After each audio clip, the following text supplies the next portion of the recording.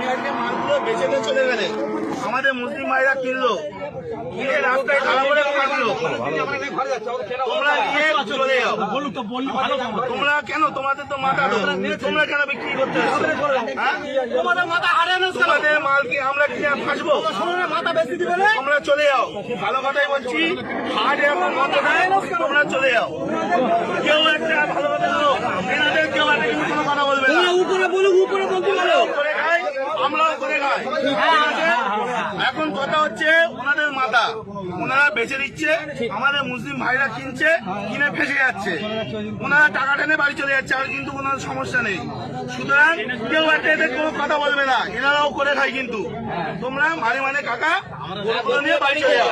সরকার যতক্ষণ না নির্দেশ দিচ্ছে কি হবে, কেউ কোনো